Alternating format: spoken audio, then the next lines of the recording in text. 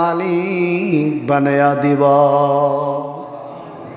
আল্লাহ পাক রব্বুল আলামিন বলে, আমি স্রষ্টা কত মায়া দয়া জাননি, আমি স্রষ্টার মায়া দয়া কতটুকু জাননি বান্দা।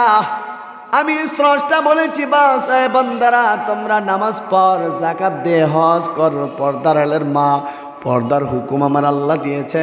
দেখা যায় এখন নামাজও পড়ি না, হজও করি না, যাকাতও দেই না, তারপরও আল্লাহ তাআলা রাগ করে এই জমিন থেকে আমাদেরকে এক মুহূর্তের জন্য বিদায় করে দেয় না, ঠিক কিনা?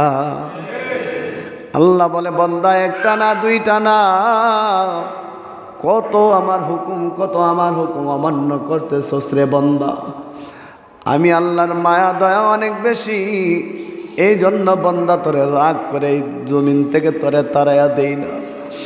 আমি আল্লাহ যদি রাগ করতাম তুই এক বেলা খাবারও তোর কপালে জুড়তো না। আওয়াজ দেয়া বলেন ঠিক কি না?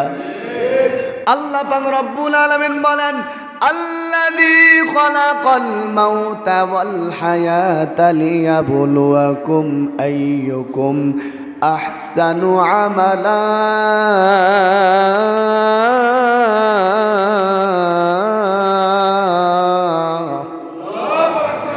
আল্লাহ বলেন, আমি যে স্রষ্টা, আমার কি কি পাওয়ার আছে, কি কি ক্ষমতা আছে শোন।